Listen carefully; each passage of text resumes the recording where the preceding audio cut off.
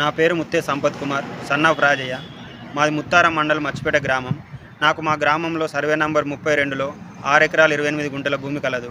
ఇట్టి భూమిలో నుండి 32 గుంటల భూమిని గొర్లరాజా అనే వ్యక్తి కబ్జా చేసినారు. ఇట్టి విషయం గురించి జిల్లా కలెక్టర్ గారికి విన్నవించుకోగా ఆయన 11/2/2025 సంవత్సరంలో ఎంక్వైరీ చేసినారు. దానిలో 30 సర్వే నంబరులో చాలా లొసుగులు ఉన్నాయని, 8 ఎకరాల భూమి లేకున్నా సూత సర్వేయర్లు డిఐ గణపతి, ఏడి శ్రీనివాసులు గారు గొర్లరాజా అనే వ్యక్తితో కుమ్మక్కై భూమి లేకున్న మోకా మీద పట్టా పాస్బుక్, నకిలీ పట్టా పాస్బుక్ కలిగి ఉండి మమ్మల్ని అన్యాయంగా మా భూమి దోపిడీ జరగడం జరుగుతుంది.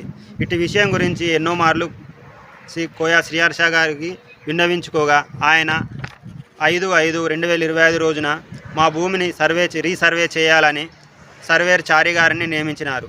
ఆయన ఈరోజు 21 తారీఖు రోజు 21/5/2025 రోజున సర్వేకు వస్తానని చెప్పి ఇవాళ ఉదయం 9:15 ఫోన్ చేసి నన్ను సర్వే చేయొద్దని చెప్పేసి డిఐ గణపతి, ఏడి శ్రీనివాసులు గారు ఫోన్ చేసి చెప్పారని, నేను సర్వే చేయలేరని చెప్పేసి ఆయన చెప్పారు.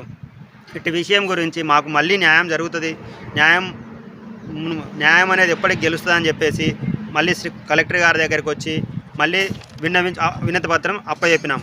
అయ్యా, దయచేసి ధరణిలో జరిగిన లోటుపాట్ల గురించి పక్కన పెడితే ఇప్పుడు భూభారతి అనే చెప్పి ఒక చట్టం వచ్చింది. భూమి ఉన్నవాడికే భూమి కలుగుతుంది, కానీ భూమి లేని వాడికి ఇట్లా దొంగ పట్టా పాస్బుక్లు కలిగి ఉండి రైతులను అన్యాయం చేసే వారికి న్యాయం చేయాలి.